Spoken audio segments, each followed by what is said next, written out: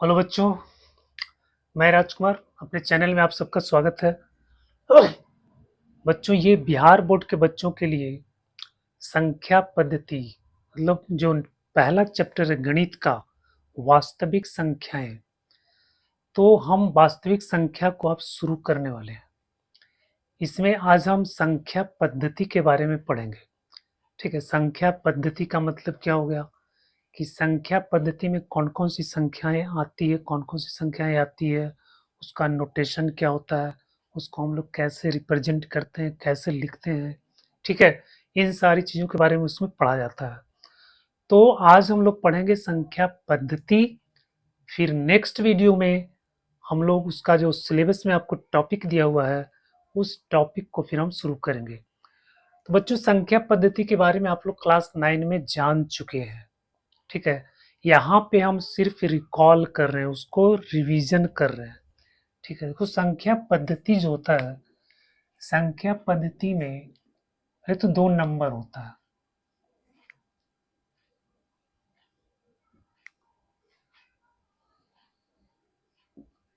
एक को बोलते हैं वास्तविक संख्या,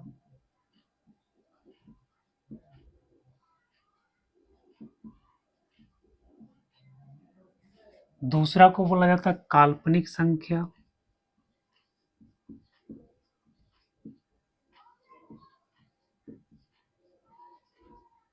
काल्पनिक संख्या, तो वास्तविक संख्या, काल्पनिक संख्या, ये दोनों मिल करके ये संख्या पद्धति को बनाता है। ठीक है, काल्पनिक संख्या के बारे में आपको ये नहीं पढ़ना है। पढ़ना क्या है आपको? वास्तविक संख्या। अब वास्तविक संख्या को भी दो भाग में बांटा गया है। एक होता है अपरिमेय संख्या, और दूसरा होता है आपको परिमेय संख्या। परिमेय संख्या, ठीक है। फिर परिमेय संख्या को भी बांटा जाता है। देखो, प्राकृत संख्या, प्राकृत संख्या,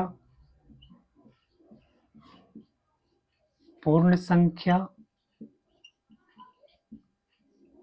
पूर्णांक,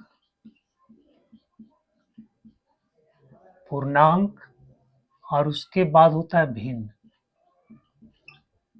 ठीक है बच्चों, अब पूर्णांक को भी तीन भाग में बांटा गया है।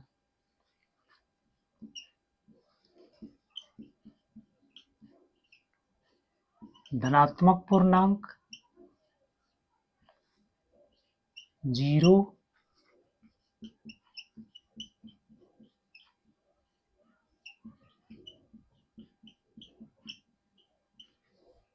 ऋणात्मक पूर्णांक।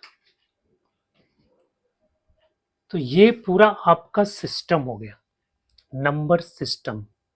ठीक है, ये आपका नंबर सिस्टम हो गया। इतने संख्याओं के बारे में हम लोग वास्तविक संख्या में पढ़ते हैं। तो देखो, वास्तविक संख्या ये सब जितना भी संख्या है सब आपका वास्तविक संख्या है।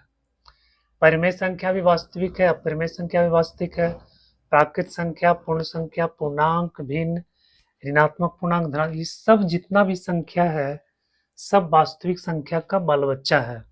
ठीक है, सब उसी का जो है बाल बच्चा ये सब है। तो ये सब जो क्या है, वास्तविक संख्या है। काल्पनिक संख्या इससे बिल्कुल अलग है। काल्पनिक संख्या इससे बिल्कुल अलग है। जब आप 11 क्लास में जाओगे तो फिर वहां आपको पढ़ने के लिए मिलेगा काल्पनिक संख्या। ठीक है, तो बच्चों ये जो है ना एक फ्लो चार्ट था संख्या पद्धति का। अब यहाँ पे हम लोग देखते हैं कि ये प्राकृत संख्या क्या है, पूर्णांक संख्या, पूर्ण संख्या, ये सब संख्याएं क्या होती है। तो सबसे पहले हम लोग देखते हैं प्राकृत संख्या। प्राकृत संख्या, इसको इंग्लिश में बोलते हैं नेचुरल नंबर।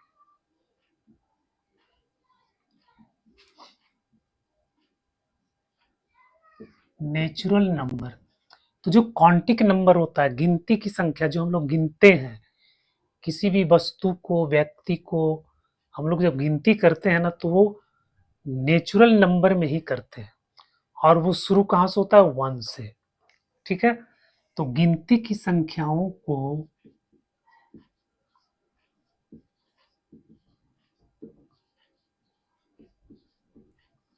गिनती की संख्याओं को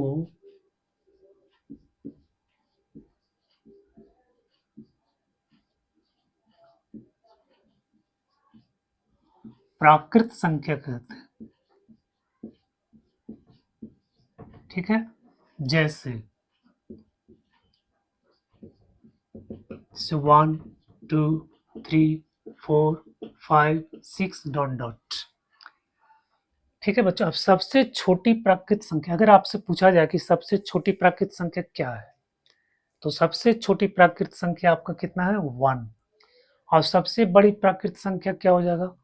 अनंत, इन्फिनिटी, अनंत, मतलब उसका कोई अंत ही नहीं है।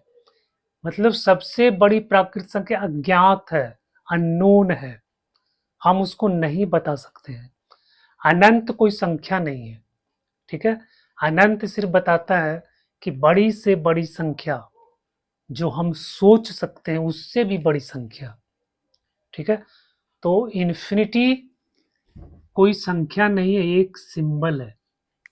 ठीक है, अनंत का, जिसका कोई अंत नहीं है। इसका मतलब हुआ कि संख्या जो है, प्राकृत संख्या, सबसे बड़ी प्राकृत संख्या को हम पता नहीं कर सकते हैं। ठीक है, और सबसे छोटी प्राकृत संख्या आपका कितना है? 1 है ना। अब यहाँ पे इसका क्रम देखो, एक में जब एक जोड़ेंगे तो 2 आएगा, 2 में जब एक जोड़ेंगे तो 3 आएगा, 3 में जब एक जोड़ेंगे तो 4 आएगा। ये सभी संख्याओं के बीच में एक का डिफरेंस होता है ना। जब इसको हम लोग लगातार लिखते हैं तो सभी संख्याओं में दो कोई भी संख्या लेंगे, कॉन्सिक्यूटिव नंबर, क्रमागत संख्या, तो उसका अंतर आपको 2 आएगा, 1 आएगा। जैसे हम ये दोनों संख्या को लेंगे तो इसका अंतर कितना आएगा? 1 आएगा। ये दोनों संख्या को लेंगे तो इसका अंतर कितना आएगा? 1 आएगा। ये दोनों संख्या को लेंगे तो ये दोनों का अंतर कितना आएगा? 1 आएगा। मतलब अगर कोई आपको प्राकृत संख्या मिल जाए तो उसमें हम एक एक जोड़ते जाएंगे तो उसके आगे की संख्याएं आपको प्राप्त होते चला जाएगा। ठीक है, तो अगर हम पूछें कि 1000 क्या है, प्राकृत संख्या है कि नहीं है, तो 1000 भी प्राकृत संख्या है। 1 करोड़ प्राकृत संख्या है कि नहीं है, वो भी प्राकृत संख्या है। संख महासंख प्राकृत संख्या है कि नहीं, वो भी प्राकृत संख्या है। मतलब तुम जितना बड़ा से बड़ा संख्या लिख दो वो भी आपका प्राकृत संख्या ही है। ठीक है, तो बच्चों ये तो हो गया प्राकृत संख्या। दूसरा है पूर्ण संख्या। दूसरा क्या है? पूर्ण संख्या।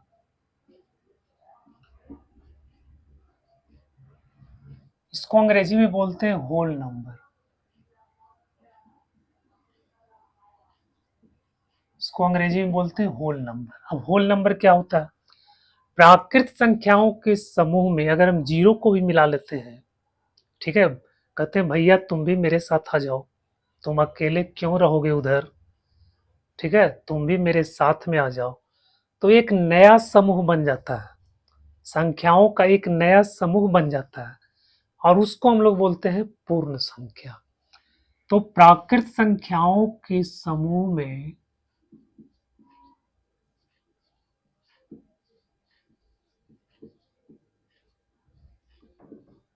प्राकृत संख्याओं के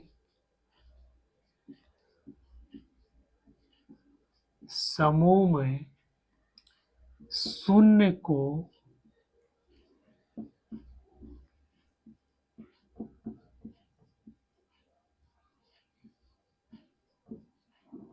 सम्मिलित करने पर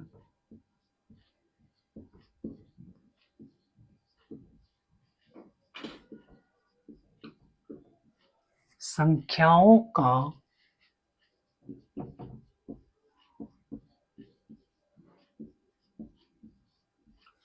जो समूह बनता है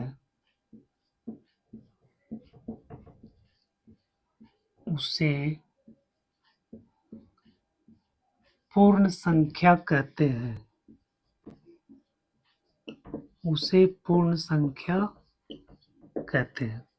ठीक है, जैसे जैसे 0 1 2 3 4 5 6 डॉट डॉट। इसकी सबसे छोटी पूर्ण संख्या कितना है? 0। और सबसे बड़ी पूर्ण संख्या अज्ञात है ना, इसको हम लोग नहीं ज्ञात कर सकते। ठीक है, तो बच्चों ये हो गया आपका पूर्ण संख्या। इसके बाद आता है पूर्णांक। इसके बाद आता है पूर्णांक।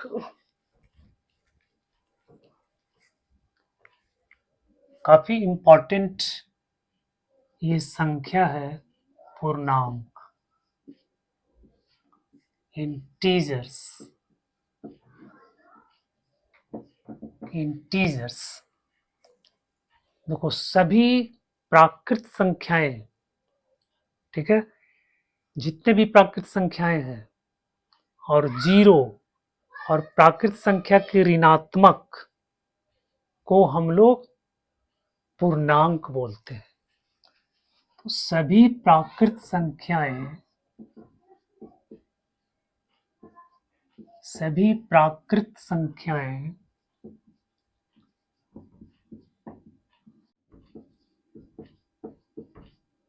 शून्य और प्राकृत संख्याओं के ऋणात्मक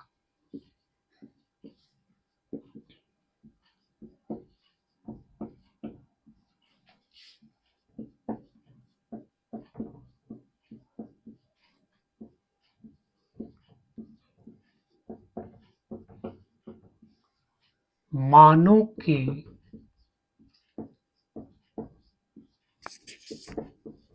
समूह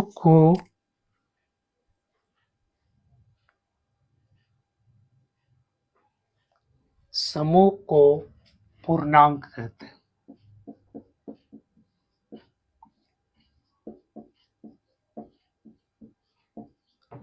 को पूर्णांक कहते हैं। जैसे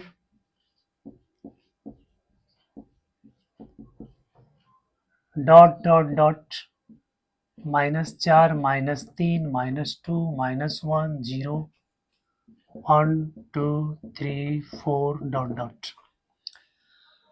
बच्चों देखो, सभी प्राकृत संख्या 1 2 3 4 5 6 इन्फिनिटी तक आई जो संख्या है, इसका ऋणात्मक -1 -2 -3 -4 और इधर इन्फिनिटी तक, ये माइनस इन्फिनिटी तक और ये प्लस इन्फिनिटी तक। ठीक है, तो ये माइनस इन्फिनिटी से प्लस इन्फिनिटी तक होता है। ठीक है, तो इस तरह की जो संख्या का समूह है, इसको हम लोग बोलते हैं पूर्णांक। तो पूर्णांक में ये धनात्मक संख्या हो गया, ये ऋणात्मक संख्या हो गया और ये आ गया 0। ठीक है, तो बच्चों ये सब क्या है? पूर्णांक है। अब इसमें हम लेफ्ट से राइट में जब बढ़ते हैं तो संख्या का मान बढ़ते जाता है। तो इस तरह से हम लोग बोलेंगे कि -4 से -3 बड़ा है, -3 से -2 बड़ा है, -2 से -1 बड़ा है, -1 से 0 बड़ा है, 0 से 1 बड़ा है, 1 से 2 बड़ा है। तो इस तरह से ये संख्या का मान बढ़ते जाता है। जब हम लेफ्ट से राइट जाते हैं तो संख्या का मान क्या होता है? बढ़ता है।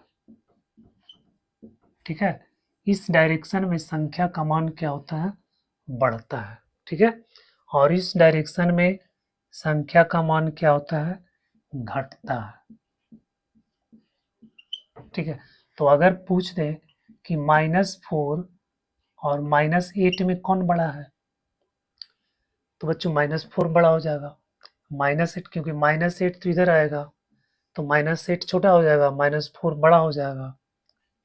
ठीक है, तो अगर बड़ी से बड़ी धनात्मक संख्या है, जैसे मान लो कि 100 है, 50 है, ये बड़ा है, ये छोटा है, लेकिन जब माइनस लगा देंगे तो उल्टा हो जाएगा, ये बड़ा हो जाएगा, ये छोटा हो जाएगा। ठीक है, तो जो संख्या बड़ा है अगर उसमें माइनस लगा ले तो छोटा हो गया, और जो संख्या छोटा है अगर उसमें माइनस लगा हो तो वो बड़ा हो जाएगा, ठीक है। तो जो बड़ी संख्या है वो छोटा पूर्णांक बन जाता है, और जो छोटी संख्या है उसमें माइनस लगाने से वो बड़ा पूर्णांक बन जाता है, ठीक है। और -1000 और -120 कौन बड़ा है? देखो 1000 बड़ा है, 120 छोटा है, लेकिन जब माइनस लगा देंगे तो ये बड़ा हो जाएगा, ये छोटा हो जाएगा, ठीक है। बात समझ में आ गई? तो ये हो गया पूर्णांक। अब भिन्न क्या होता है? भिन्न क्या होता है? दो संख्याओं का अनुपात, है ना। जैसे 4 और 3 है, 4-3 का अनुपात, 4/3, 1/2, 5/6, ये सब क्या है? ये सब भिन्न है। दो धनात्मक दो धनात्मक पूर्णांकों का जो अनुपात होता है उसको हम लोग बोलते हैं भिन्न, ठीक है। अब हम लोग देखते हैं परिमेय संख्या, काफी इंपॉर्टेंट है। परिमेय संख्या, रेशनल नंबर,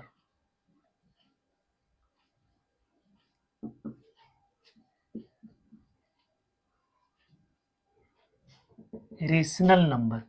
बच्चों ये जो वीडियो जो मैं बना रहा हूँ ये सिर्फ आपके एग्जाम के लिए है, कंपटीशन की तैयारी के लिए है, ठीक है।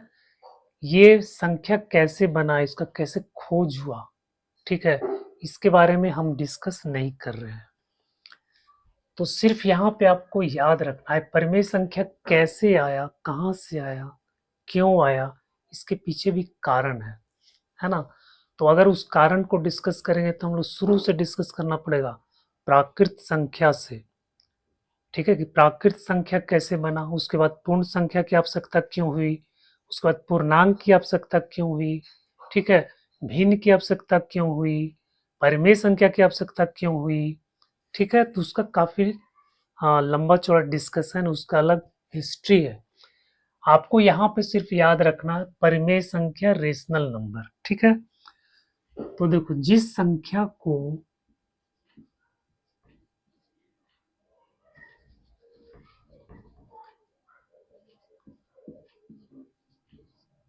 वैसी संख्या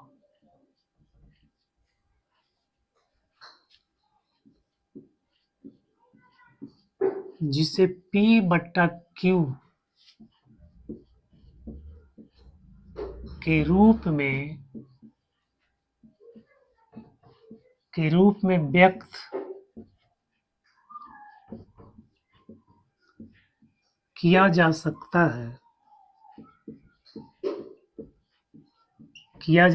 है, जहां P और Q कोई पूर्णांक है तथा Q नॉट इक्वल टू 0 को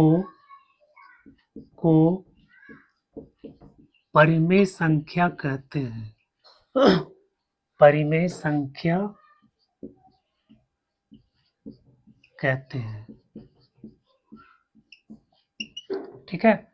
जिस संख्या को हम P/Q के रूप में लिख सकते हैं, जहां P और Q क्या है? पूर्णांक। ये भी पूर्णांक होना चाहिए, ये भी पूर्णांक होना चाहिए, ठीक है। और इसके साथ साथ Q 0 के बराबर नहीं होना चाहिए, मतलब जो हर है, अंश बटा हर, ये हर 0 के बराबर नहीं होना चाहिए, ठीक है। जैसे 1/3, देखो 1 भी पूर्णांक है, 3 भी पूर्णांक है। -2/7, -2 भी पूर्णांक है, 7 भी पूर्णांक है। 5/8, 5 भी पूर्णांक है, 8 भी पूर्णांक है। -2/-3, -2 भी पूर्णांक है, -3 भी पूर्णांक है, ठीक है। फिर 6/-7, देखो 6 भी पूर्णांक है, -7 भी पूर्णांक है। तो बच्चों इस तरह के जो संख्या है इसको हम लोग बोलते हैं परिमेय संख्या। अब देखो 4 भी परिमेय संख्या है, 5 भी परिमेय संख्या है, 8 भी परिमेय संख्या है, क्योंकि हम बट्टा में 1 लिख सकते हैं, इस तरह से 1 लिख सकते हैं। ठीक है, तो 4/1 लिख सकते हैं, 5/1 लिख सकते हैं, 8/1 लिख सकते हैं। तो ये सब भी क्या है, परिमेय संख्या। तो 1 2 3 4 5 6 7 0 ये सब क्या है, परिमेय संख्या है। मतलब जितना पूर्णांक है सब परिमेय संख्या है, क्योंकि सबके बटा में 1 लिख सकते हैं। ठीक है, भिन्न है वो भी पूर्णांक है। जैसे भिन्न है 1/3 क्या है, भिन्न भी है, परिमेय संख्या भी है ना। 5/8 क्या है, भिन्न भी है, परिमेय संख्या भी है।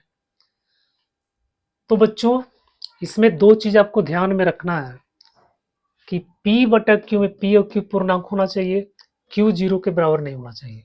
जैसे मान लो कि 3/0 है, 5/0 है, 6/0, ये सब पूर्णांक, ये सब परिमेय संख्या नहीं है, क्योंकि हर इसका 0 हो गया, हर इसका कितना हो गया, 0 हो गया। ठीक है, तो ये आपका परिमेय संख्या, इसको आप समझ गए।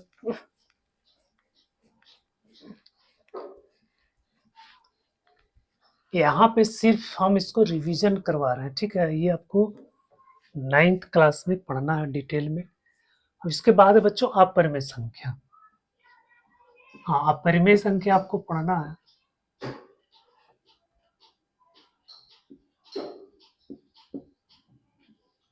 अपरिमेय संख्या, इसको इंग्लिश में बोलते हैं इरेशनल नंबर। इरेशनल नंबर परिमेय संख्या का उल्टा है। जिस संख्या को हम P/Q के रूप में व्यक्त नहीं कर सकते हैं, जहां P और Q कोई पूर्णांक है और Q 0 के बराबर नहीं है, तो उसको हम लोग बोलते हैं अपरिमेय संख्या। ठीक है, तो इसका परिभाषा क्या है, वैसी संख्या जिसे हम P/Q के रूप में व्यक्त नहीं कर सकते हैं या व्यक्त नहीं किया जा सकता है, जहां P और Q कोई पूर्णांक है और Q 0 के बराबर नहीं है। ठीक है, परिमेय संख्या में व्यक्त किया जा सकता है और इसमें सिर्फ नहीं किया जा सकता, बस यही अंतर है कि हम P/Q के रूप में व्यक्त नहीं कर सकते हैं और उसमें हम P/Q के रूप में व्यक्त कर सकते हैं। ठीक है, तो जैसे में हो गया आपको √3, √2, √6, ठीक है, √7, √8, ये सब अपरिमेय संख्या है। बच्चों ये सब क्या है, अपरिमेय संख्या, क्योंकि इसको हम P/Q के रूप में व्यक्त नहीं कर सकते हैं, जहां P भी पूर्णांक हो, Q भी पूर्णांक हो। किसी भी तरह से हम √3 को P/Q के रूप में व्यक्त नहीं कर सकते हैं। ठीक है, जहां ये भी पूर्णांक है, ये भी पूर्णांक है, तो √3 बराबर नहीं होगा P/Q का। √3 कभी भी P/Q के बराबर नहीं हो सकता है ना। तो जिसके अंदर रूट होता है उसको हम लोग, रूट के अंदर जो नंबर है, ठीक है, रूट वाला जो नंबर है उसको हम लोग परिमेय संख्या नहीं बोलते हैं, वो परिमेय संख्या होता है, लेकिन उसमें भी एक शर्त है। शर्त ये है कि रूट के अंदर जो संख्या है वो आपको परफेक्ट स्क्वायर होना चाहिए, पूर्ण वर्ग होना चाहिए। पूर्ण वर्ग संख्या क्या होता है, जैसे 4 है तो 4 को हम लिख सकते हैं 2 का स्क्वायर, 9 है तो 9 को लिख सकते हैं 3 का स्क्वायर, 1 है तो 1 को लिख सकते हैं 1 का स्क्वायर, 16 है तो 16 को लिख सकते हैं 4 का स्क्वायर।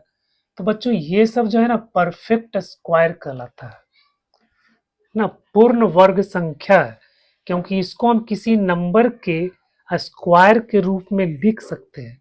तो अगर आपको रूट में ये सब नंबर आ गया तो वो हो जाएगा परिमेय संख्या। जैसे देखो मान लो 4 आ गया, रूट के अंदर मान लो 4 आ गया, ठीक है, तो 4 को तो हम ऐसे लिख सकते हैं 2 की पावर 2, 4 को तो हम लिख सकते हैं 2 की पावर 2।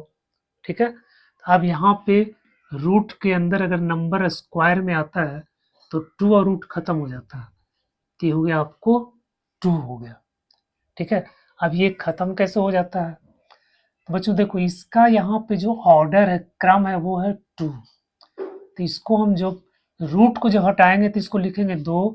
अंदर वाला पावर को आपको ऊपर लिखना है, नीचे वाला पावर को आपको नीचे लिखना है, ये बाहर वाला पावर को आपको नीचे लिखना है। तो ये कट गया तो आ गया 2। ठीक है, उसी तरह से मान लो इस 16 है, तो 16 को हम लिख सकते हैं 4 के स्क्वायर। तो यहाँ भी 2 2 आपको कैंसिल हो जाएगा, तो बच जाएगा 4। तो अगर रूट के अंदर परफेक्ट स्क्वायर आ गया, जैसे 100 है, 100 को हम लिख सकते हैं 10 का स्क्वायर। तो बच्चों ये भी आपका 10 आ गया, तो ये परिमेय संख्या हो गया। तो ये सब क्या है? परिमेय संख्या। तो रूट के अंदर अगर पूर्ण वर्ग संख्या आ जाए, इस तरह का अगर कोई नंबर आ जाए जिसको हम किसी नंबर के स्क्वायर के रूप में लिख सकते हैं, तो वो अपरिमेय संख्या नहीं होता है, वो अपरिमेय संख्या नहीं होता, वो आपको हो जाता है परिमेय संख्या। ठीक है, तो ये था परिमेय संख्या, अपरिमेय संख्या।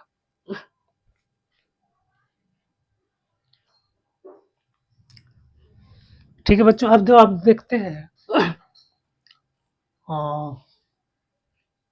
सम संख्या तो पता है, जो संख्या 2 से विभाज्य हो जाए उसको बोलते हैं सम संख्या। जो संख्या 2 से विभाज्य नहीं हो उसको बोलते हैं विषम संख्या। ठीक है, इसके बाद होता है बच्चों भाज्य और अभाज्य। अभाज्य संख्या को हम ऋण संख्या भी बोलते हैं। ठीक है, अभाज्य संख्या,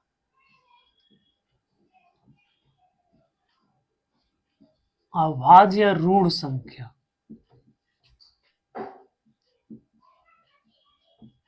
ठीक है, इसको बोलते हैं प्राइम नंबर,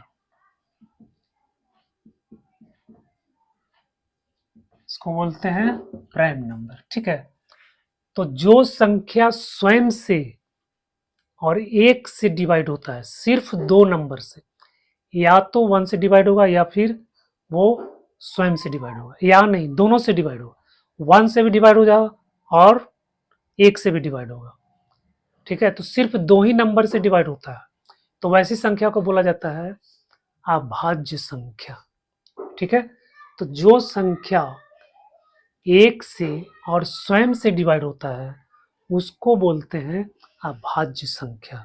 ठीक है, तो इसका डेफिनेशन आप लिख सकते हैं, वैसी संख्या जो 1 से और स्वयं से डिवाइड होता है, या फिर बोलते हैं जिस संख्या का सिर्फ 2 ही गुणनखंड होता है, जिस संख्या का सिर्फ 2 ही फैक्टर होता है ना, उसको हम लोग बोलते हैं भाज्य संख्या। जैसे 2 है, 2 से 1 और 2 से डिवाइड होगा, 3 है ये 1 और 3 से डिवाइड होगा, 5 है ये 1 और 5 से डिवाइड होगा, 7 है ये 1 और 7 से डिवाइड होगा, 11 है ये 1 और 11 से डिवाइड होगा। तो इसका सिर्फ 2 ही फैक्टर है, 2 ही गुणनखंड है। ठीक है, 1 और 2, 1 और 3, 1 और 5, 1 और 7, 1। तो ऐसी संख्या को हम लोग बोलते हैं अभाज्य संख्या या फिर ऋण संख्या। ठीक है, तो जो संख्या सिर्फ 1 से डिवाइड हो जाए और स्वयं से डिवाइड हो जाए। दूसरा संख्या है भाज्य, भाज्य यौगिक संख्या।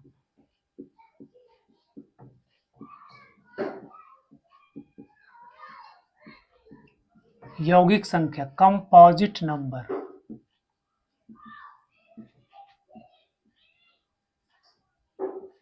कंपोजिट नंबर बच्चों जिस संख्या का 2 से अधिक गुणनखंड होता है, 2 से अधिक फैक्टर होता है, ठीक है, उसको हम लोग बोलते हैं यौगिक संख्या।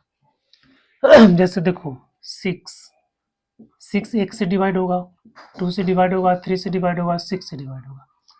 अब ये 2 से अधिक संख्या से डिवाइड हो रहा है ना। उसी तरह से 9 है, 9 1 से भी डिवाइड होगा, 3 से डिवाइड होगा, 9 से भी डिवाइड होगा।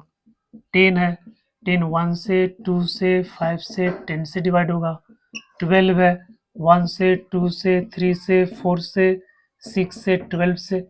अब ये देखो 1 से तो डिवाइड हो रहा है और अपने से भी डिवाइड हो रहा है, साथ साथ 2 और 3 से भी डिवाइड हो रहा है ना। यहाँ देखो 1 से डिवाइड हो रहा है, अपने से डिवाइड हो रहा है, साथ साथ 3 से भी डिवाइड हो रहा है। 1 से डिवाइड हो रहा है, 10 से डिवाइड हो रहा है, साथ साथ 2 और 5 से भी डिवाइड हो रहा है। 1 से डिवाइड हो रहा है, 12 से डिवाइड हो रहा है, साथ साथ 2, 3, 4, 6 से भी डिवाइड हो रहा है। मतलब ये सब ऐसा नंबर है जो स्वयं से तो डिवाइड होता ही है, 1 से भी डिवाइड होता है, साथ साथ किसी दूसरे नंबर से भी डिवाइड हो जाता है। तो ऐसी संख्या को कहा जाता है यौगिक संख्या। जो संख्या 1 से भी डिवाइड हो, स्वयं से भी डिवाइड हो और किसी दूसरे नंबर से भी डिवाइड हो, तो उसको हम लोग बोलते हैं यौगिक संख्या। यानी 2 से अधिक, जिस संख्या का 2 से अधिक फैक्टर हो, 2 से अधिक गुणनखंड हो, उसको बोला जाता है यौगिक संख्या। ठीक है बच्चों, तो आज के लेक्चर में हम लोगों ने संख्या पद्धति के बारे में अच्छे से पढ़ लिया है। नेक्स्ट वीडियो में जो आपको सिलेबस में पढ़ना है ना, यूक्लिड डिवीजन लेमा और अंक गणित का मूलभूत सिद्धांत, इसके बारे में हम लोग अगले वीडियो में डिस्कस करेंगे। तो अगर ये वीडियो आपको अच्छा लगा तो प्लीज इसको लाइक करना, कमेंट करना, सब्सक्राइब करना।